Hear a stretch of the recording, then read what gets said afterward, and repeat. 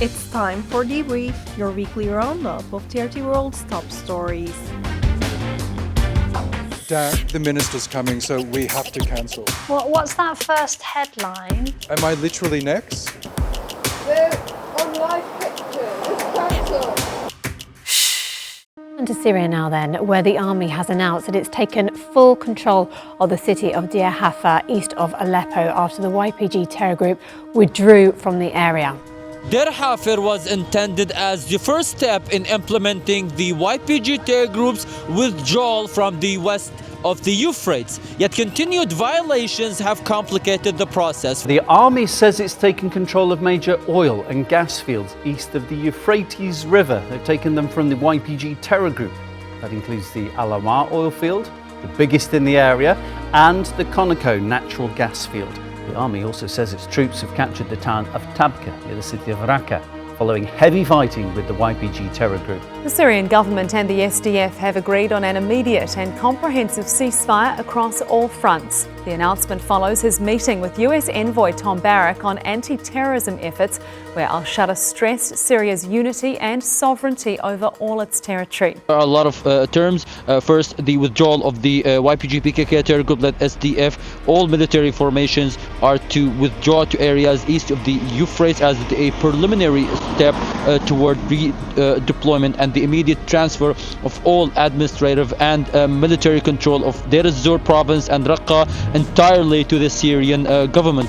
What has happened over the last 3-4 days in terms of the surgical law enforcement operation in predominantly Kurdish areas in Aleppo sent a signal to Kurds around the country that it's not a problem when it comes to Kurds. Then came the decree, Decree 13, that enshrined for the very first time Kurdish rights in kind of Syrian law. And so it became more of a kind of a military faction situation versus the government. Just hours after a ceasefire was agreed with the SDF in northern Syria, fighting between the army and the YPG terror group, which dominates the SDF, resumed in several areas. Fighting in Al-Hasaka in the northeast has claimed several lives. During the clashes, Daesh prisoners were freed from a jail. Security forces are hunting those who are still at large in and around the town of Shadadi in Hasaka province. 120 were freed on Monday night, and around 80 have been recaptured. The Syrian government has announced it has reached a 4-day ceasefire agreement with the YPG terror group. The SDF has been given 4 days to agree on a plan to integrate into state institutions. As part of the deal, the SDF is also required to submit a candidate as an assistant to the defense minister in Damascus. Syrian military operations in the past few weeks have seen the SDF, led by the YPG terror group, collapse. It's lost its grip on land it controlled in the country and is surrounded by the Syrian army in a tiny bit of the northeast. And its biggest ally, the US, is no longer giving its full backing. Prisons and prison camps housing Daesh terrorists and their families had been run by the YPG terror group, with full support from the US using the pretext of fighting terror. But even that's now ending. The Syrian government is taking over facilities.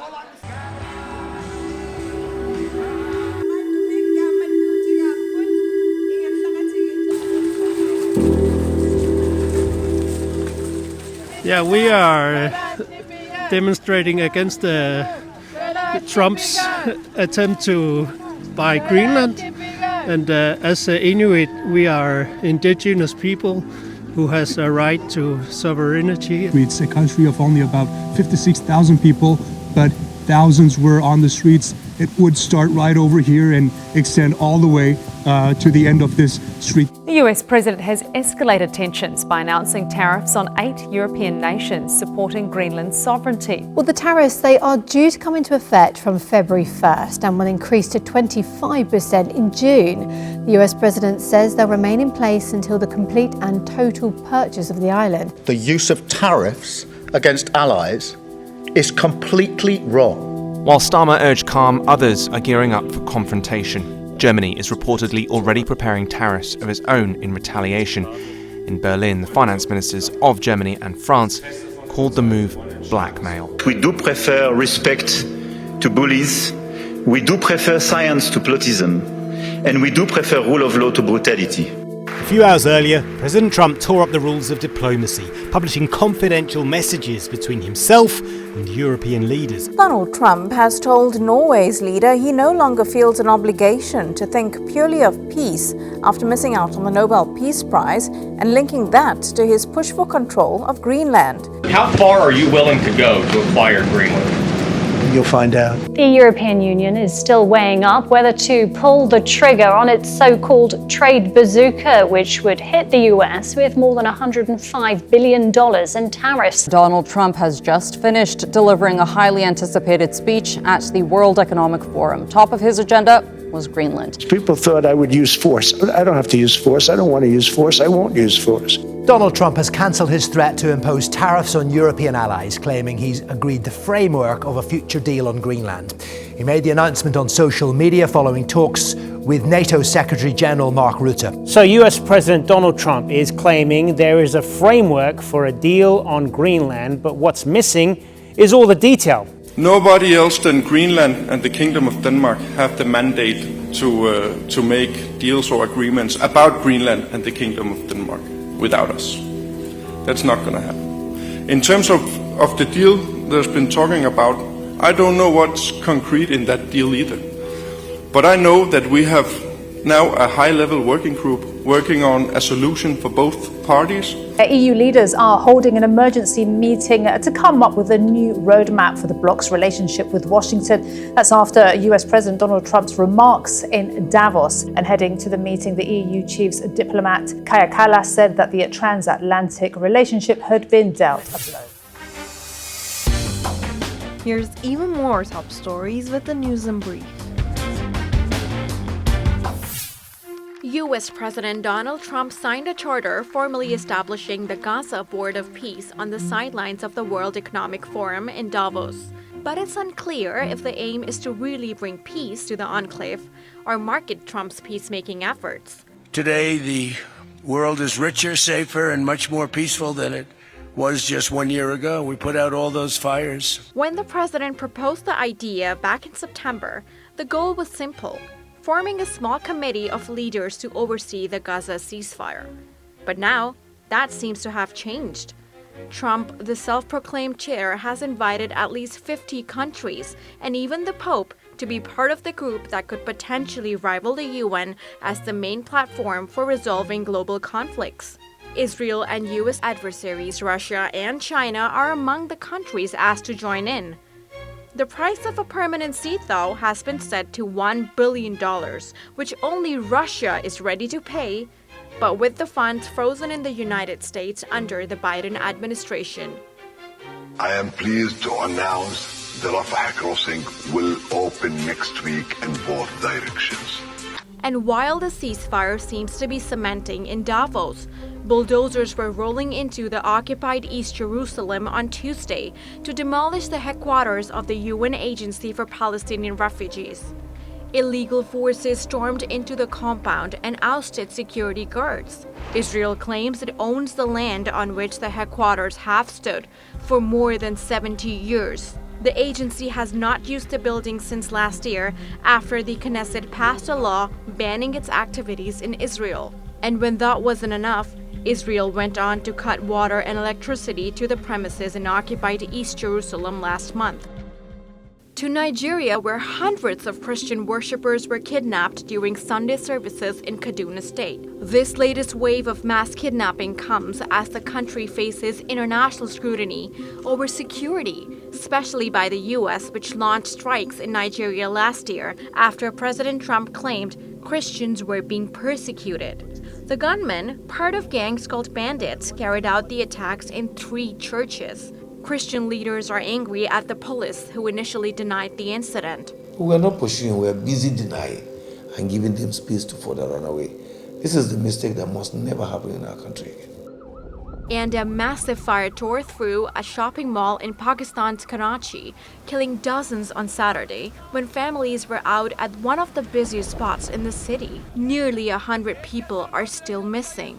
Half of the building is collapsed. The other structure is also very fragile, and that is why rescue workers are struggling to access the entire building. But local authorities are saying that They will continue their search operation until each and every missing person is accounted for. The blaze was brought under control after 24 hours, but barely anything remains of the 3-story mall that once housed 1,000 shops. While the cause of the fire was not immediately clear, the government says it has launched an investigation. And here's what it's like covering the stories behind the scenes. The United States is very much ironclad in its determination to take over Greenland. Right as we were assigned to this deployment, me and my cameraman colleague İlkay Erkoç hopped on the first plane, and it took us about 20 hours, more than 20 hours to get to Nuuk. We were hearing some rumors of the United States offering up to $100,000 per person. And I asked a lot of people about that offer, if they like the offer or not, and people don't like that offer. Not a single person said yes to that offer, and I have to tell you that they even feel offended by my questions.